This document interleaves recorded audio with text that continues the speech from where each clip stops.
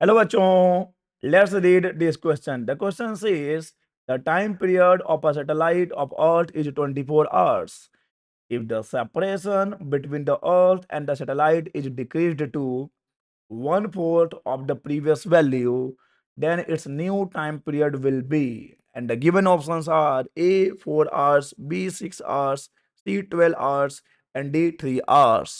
तो चलिए सबसे पहले हम लिख लेते हैं कि कॉन्सेप्ट इस पर की एक क्वेश्चन बेस्ड है कि कॉन्सेप्ट ये क्वेश्चन बनेगा Kepler's third law of planetary motion से. तो हमारा की कॉन्सेप्ट हो जाएगा Kepler's third law. Kepler's third law. And we know that according to Kepler third law, the square of time period is directly proportional to r cube, where r is the distance. तो इसको अगर हम ratio के form में लिखें तो t1 square divided by t2 square is equal to r1 cube divided by r2 cube. तो चलिए इस फॉर्मूले को यूज करते हुए इस क्वेश्चन को सॉल्व करते हैं और देखते हैं कि इनमें से कौन सा ऑप्शन हमारा सही ऑप्शन होगा.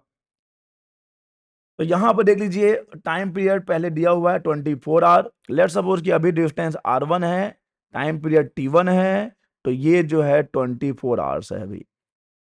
और अब लेट सपोज कि r2 जो सेकंड डिस्टेंस है, अब हम सैटेलाइट को पास ला रहे हैं पहले वाले से कितना 1/4. ओके 1/4 ला रहे हैं, 1/4 हम कर दे रहे हैं डिस्टेंस को. तो लेट सपोज कि अब टाइम पीरियड t2 हो जाता है. ओके हमको यही तो कैलकुलेट करना है. तो यहां से आप देख सकते हो कि हमारा जो फॉर्मूला है t1 square divided by t2 square is equal to r1 cube divided by r2 cube. तो यहां से हमको t2 का स्क्वायर कितना मिल जाता है, t2 का स्क्वायर मिल जाता है t1 का स्क्वायर r2 का क्यूब डिवाइडेड बाई r1 का क्यूब. ओके तो यहां से हमको t2 इज इक्वल टू मिल जाएगा स्क्वायर रूट t1 का स्क्वायर r2 का cube divided by r1 cube. अब बस हमको यहाँ पे वैल्यूज पुट करना है और हमको हमारा आंसर मिल जाएगा. तो चलिए वैल्यूज पुट कर देते हैं. यहाँ पे हमको t2 मिल रहा है, देख लीजिए एक बार फॉर्मूला फिर लिख लेंगे. t2 इज इक्वल टू है t1 square r2 cube. t1 square, क्यों ना इनको रेशियो के फॉर्म में लिख लिया जाए r2 बाई r1 को एक साथ.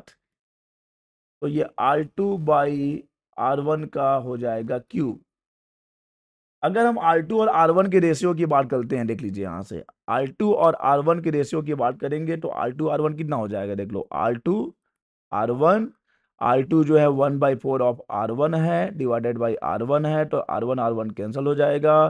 तो R2 बाई R1 हमको मिल जाएगा 1/4. इस 1/4 को यहाँ रख देंगे और T1 की वैल्यू है 24 का स्क्वायर. T1 की वैल्यू 24 है, उसका स्क्वायर हुआ है. R2 बाई R1 जो है ये 1/4 है और इसका हमको क्यूब भी करना है और इस पूरे का हमको स्क्वायर रूट भी तो लेना है. चलिए तो यहाँ से हमको बाहर मिलेगा 24 बाहर आ गया और इस 1/4 के क्यूब में से एक 1/4 हम बाहर निकाल लेते हैं और ये जो 1/4 एक बच जाएगा, इसका 1/2 बाहर आ जाएगा. सॉल्व कर लीजिए और आंसर मिल जाएगा. यहाँ से देख लो 4 2 जा 8 और 8 3 जा 4 2 जा 8 और 8 3 जा ना. ठीक है तो ये हमको आंसर मिल गया 3 आवर्स. 3 आवर्स. तो not the correct option is D 3 hours. D 3 hours.